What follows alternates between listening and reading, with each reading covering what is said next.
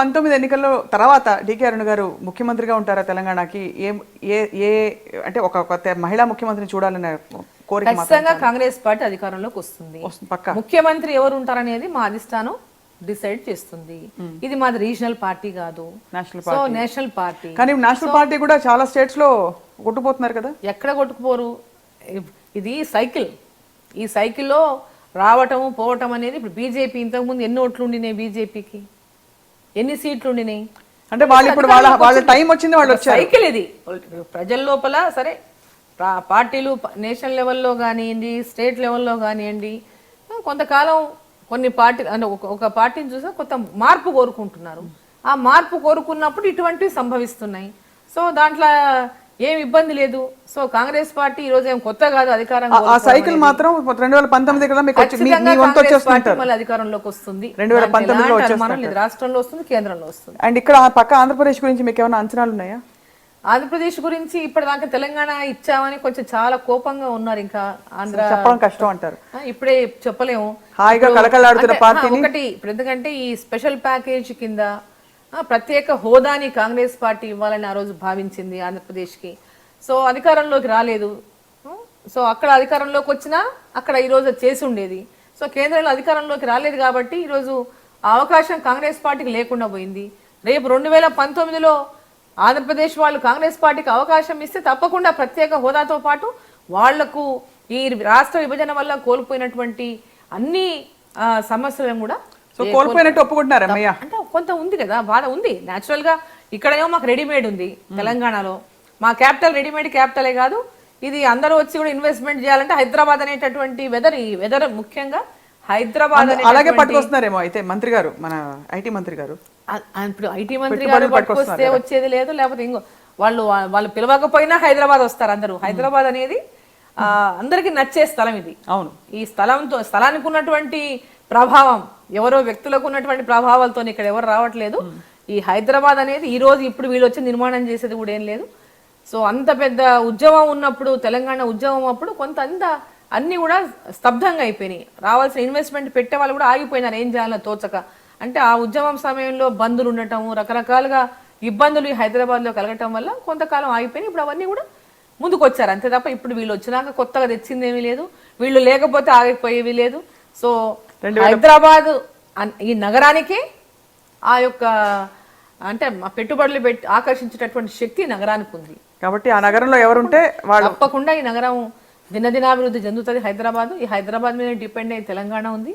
So Hyderabad మీద depend కాకుండా నేనేమంటానంటే హైదరాబాద్ మీద డిపెండ్ కాకుండా ప్రతి ఒక్క డివిజన్ ని కూడా అంత బలోపేతం చేయాలి, డెవలప్ చేయాలంటారు. అరుణ గారు, మీరు నిజంగానే ఫైర్ బ్రాండ్ అండి.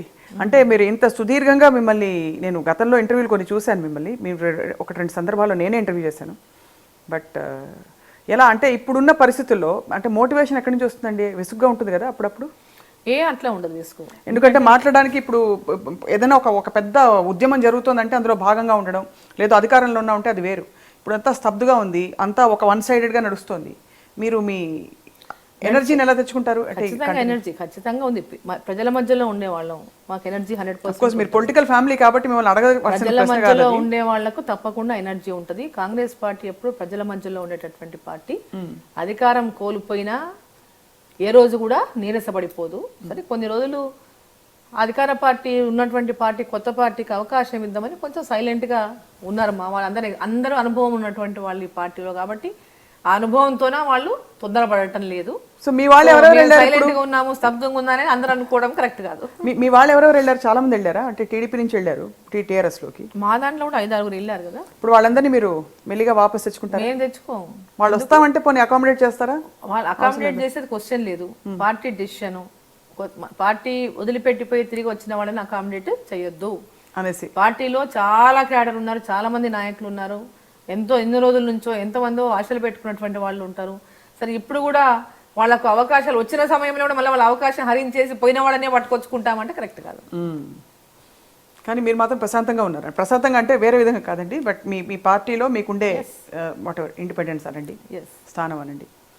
సో అరుణ గారిని నిజంగా 2019లో ఇంకా బాగా యాక్టివ్గా ఇప్పుడు ఆల్రెడీ యాక్టివ్గా ఉన్నారు. మీరు బరిలో ఉండి తర్వాత చూద్దాం పరిస్థితులు ఎలా వస్తాయో.